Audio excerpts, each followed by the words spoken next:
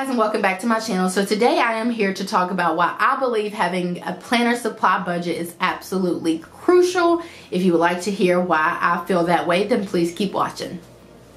Okay, so I just want to preface this. If you are not that interested in like getting a hold of your personal spending or your planner supply spending, then this video probably isn't going to be for you. And I say that because every single time I talk about, you know, having a budget for planner supplies, or, you know, maybe even challenging yourself to a no spend week or a no spend month or anything like that, some people tend to get a little bit out of shape because they think that I am trying to convince them that they need to stop spending their money on planner supplies, when that's obviously not the case. I'm a planner girl, so I condone spending money on planner supplies because chances are if you're a planner girl, you do it as a hobby, and so I condone spending monies on hobby. So I'm not here to tell anybody not to spend their money. That's not what I'm here to do. I'm just here to talk about why I believe having a planner supply budget is critical. And a lot of you ask me all the time about that. What's my planner supply budget? How did I determine the planner supply budget, and all of that? So let's just talk about all of that.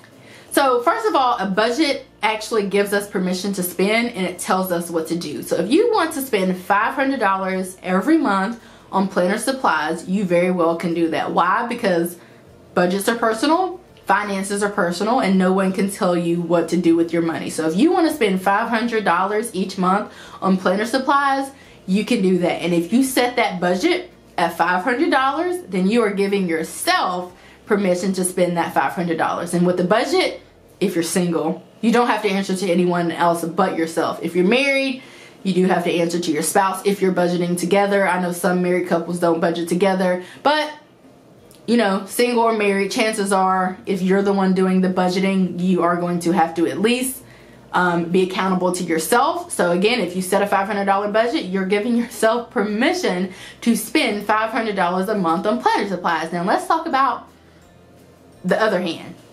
On the other hand, if you do not have a planner supply budget, chances are you're just spending your money all willy-nilly, which is fine and dandy, but you probably don't know exactly how much you're spending because you're not accountable to anyone. You don't have to check in with anyone. You're not tracking your planner supply spending. You're not tracking your spending. So you don't really know how much you're spending each month, which could be a problem because most of the people who reach out to me are people who are trying to get a grasp on their spending. They just have no idea how. And so what I would recommend, and I can only tell you what I do, what I would recommend is actually setting a planner supply budget. And so you can do that many different ways. Let's say you don't budget in any other aspect of your life. Let's say you and your spouse don't budget, but you are thinking about trying to get a grasp on your planner spending. Set a budget. If you think $100 is decent, especially considering your income. So when we set our allowances, we consider our income. So if you think $100 is a decent amount, do 100. If you think $200 is, do 200. If you think $300 is, do 300. And at the beginning of the month, if you already have the funds available, I would recommend just taking out that money in cash. So if you have $300 at the beginning of the month, just take out the $300 in cash, or put it on a prepaid Visa card, or put it in your PayPal account, or, you know, put it in on a separate debit card or something like that. Do that so that you can actually keep that money separate and keep track of it. And then you will see as that money dwindles down. So as you hit up Michael's and Hobby Lobby and Joann every day, if you're like me, as you hit up those places and you swipe those cards and you hand the cashier that cash, you will see that money dwindling away. And you will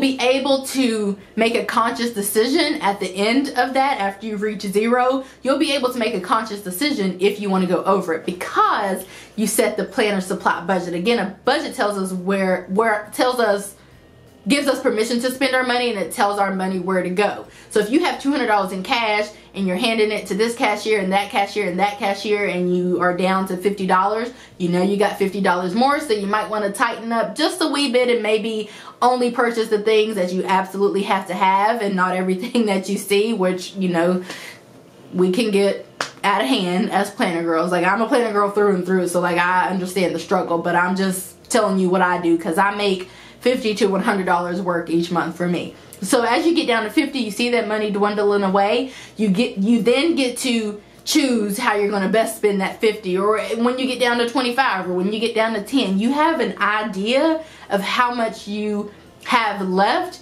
and you then have to make a conscious decision to not overspend. Whereas if you don't have a budget and you don't know how much you're spending, you're just swiping your card or you're just handing all kind of cash, you don't really know how much it is that you're spending, and you don't have to be accountable to anyone, so you don't have to make a conscious decision to, you know, make a purchase because you're just spending your money, unless your bank account is getting low. Then you know that maybe you should stop spending money on planner supplies. That, you know, obviously if you're getting low, your bank account's at $50, then that should tell you that you probably shouldn't buy any more planner supplies. But you get what I'm saying. The point is, if you have a budget, you then have to make a conscious effort, a conscious decision to go over it. If you don't have a budget, you don't have to make any conscious decision. You can just swipe, swipe, swipe, swipe, swipe, swipe, swipe until your bank account hits $0, until your wallet's empty. That's just what it is. And so I relate that to our allowances. My husband and I take an allowance every month.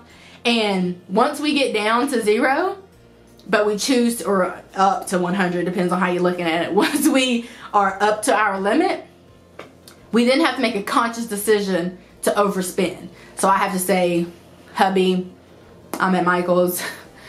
You know I'm over budget. We all know, but can I get this?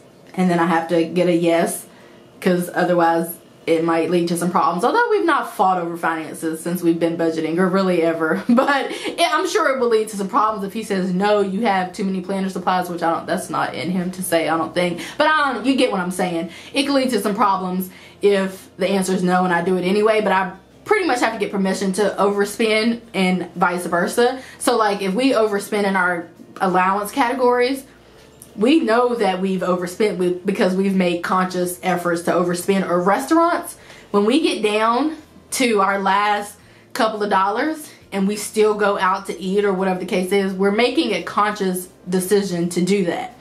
And that's just what it is. Whenever you see that you are down to your last, or you've reached your limit and you still want to keep going, you have to make a conscious effort. And so I think that just simply having the planner supply budget forces you to make those decisions, those tough decisions about whether you want to go over your budget or not. So a lot of you ask about that, and that would be my recommendation. Just to set the budget. Work on maybe getting it down to a lesser amount at a later time. But I mean, I feel like most people who ask me about, like, I don't know, it could be the case. I can't imagine that people are spending like their last monies on planner supplies. I assume people just have noticed that they've spent a lot of money, or they're going to Michael's a lot, and then they ask me, you know, can you help me figure out a planner supply budget, or what can I do to curb my planner spending, or whatever the case is. That's just what I assume. I don't really know what the case is. So I mean, girl, if you're spending your last money on planner supplies, just stay out of Michael's. That's all you gotta do. Just drive by. I've been on a no spend for 5 days trying to make it to the end of the month, but just drive on by Michael's. They will be there next month. It'll be fine. But anyway, I just assume people who are asking me this just know that they're spending a lot of money. So I would just say, just set the budget. That's it. Just set it at, you know, 100, or set it at 150, or set it at 200, and have it in place. Be mindful of your spending, because if you say you only got $200, which is what you told yourself in the beginning, nobody else set the budget for you. If you say 200, that's what you said on May 1st, June 1st, December 1st. That is the decision that you have made at the beginning of that particular month. So you have to choose how you're going to best spend that 200. Then you have to choose if you're going to go over the budget, or if you're going to stick to the budget that you set for yourself. So I think just doing that small bit will be challenging enough and make you think enough about your purchases. Because I'm a planner girl through and through. I can spend $200 at any given moment. It's actually not that difficult. If you give me $200 now, I'm going to Hobby Lobby and I'm cashing out, making it rain. All of that is not going to be like that difficult to do. If you give me $500, I'm picking up a cutting machine. If you give me $1,000, I'm getting a laptop so that I can download the software to make stickers. I mean, like, I can spend, like, I can spend. You can give me any amount of money, and I'm going to spend. If you give me $2,000, I'll probably get an iMac. I mean, you know, you can give me any amount of money. I'm going to purchase something that's probably planner related. It's just what it is. That's just how my brain thinks. So I assume planner girls think the same way, and that, yeah, I just assume everybody thinks my same way. So anyway, those are the tips that I would give. Let me know if that works out for you. I feel like I should challenge you guys to set planner budgets. I feel like I should make a challenge on my channel. We should do a challenge and each set a planner supply budget and try to stick to it. Or maybe not. I don't know, but I feel like that's a good challenge to do. I did that once on Facebook. It worked out pretty fine. So I feel like I should do it on YouTube or Instagram or something like that. Maybe I should make a Facebook group. I don't know. But that is what I would share with you guys and encourage you guys to do for May. Is just to simply set the budget. Even if it's a little on the high side, just set the budget. And I think that that will carry you throughout the month and allow you to make the proper decisions to not spend all of your money on planner supplies. So anyway, that's my whole take on the planner supply budget.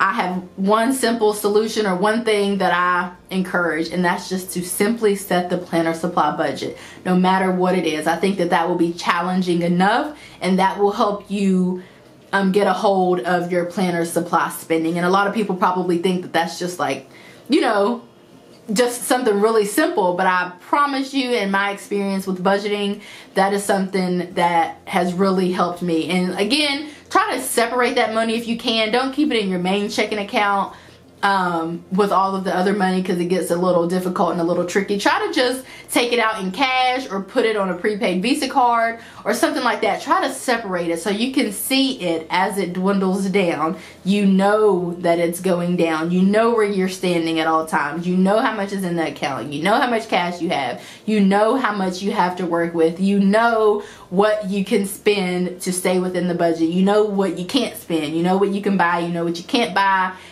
Try to make it separate. So that's my whole take on that. I hope that you guys enjoyed this video and you learned from it, and I will see you in my next video. Bye guys.